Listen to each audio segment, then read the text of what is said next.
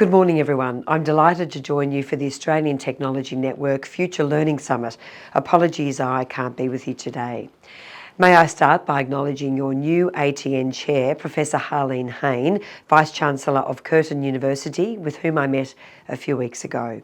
Harleen's reputation as a champion for education, student success and industry partnerships makes her an excellent appointment, and I look forward to working with Harleen in the months and years ahead. And also a quick hello to Luke Shea, who works extremely hard on the challenges and opportunities for Curtin, Deakin, RMIT, UTS and the Universities of Newcastle and South Australia. You have an ambitious agenda ahead of you for the next day and a half. It's wonderful to see the summit's focus on the student experience for both domestic and international students. After what so many students endured through the pandemic, there has never been a more important time to focus on how universities can better serve students, not just during their learning journey, but well beyond. After all, life is one long learning journey.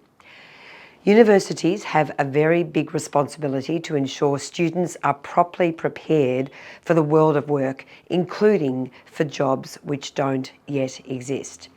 Since taking on the education portfolio, I've learned that while Australian universities are doing such extraordinary work, there is much more to do. As more and more students face cost of living pressures to study, particularly for those who have to relocate from the regions to attend a university, we need to ask, what more can we do?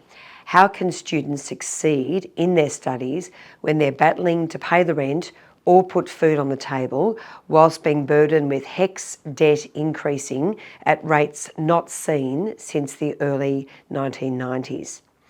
It was inspiring to learn of UTS's plans when I visited recently for the country's first residential college for Indigenous students. So congratulations to UTS on that.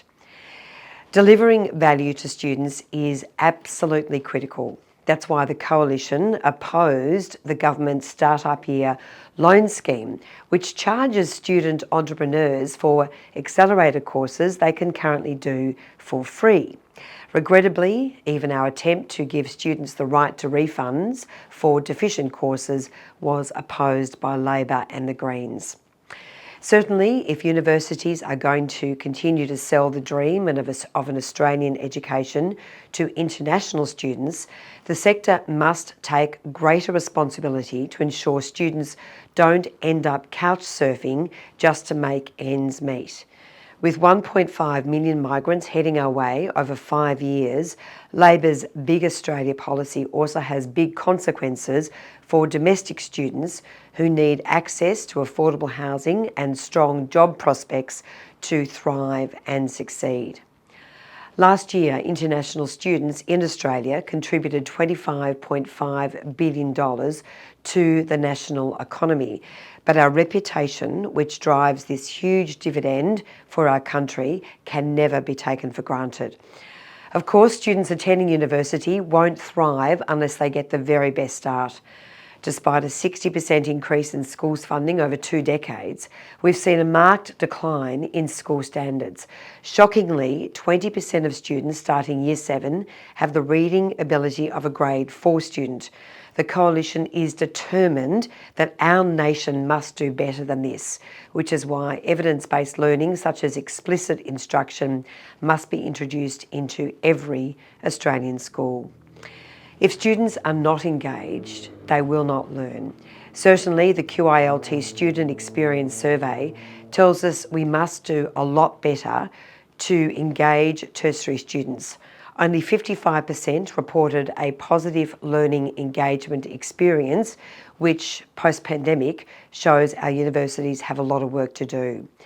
Universities should be compelled to be transparent about how they teach. Face-to-face learning, which is a feature of so many courses in the ATN network, is a key driver of learning engagement.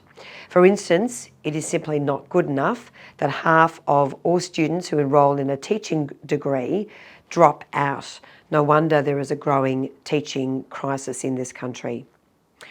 As the Liberal Party's founder Sir Robert Menzies said, we must choose our road. Upon our decision will depend the future and fate of this nation.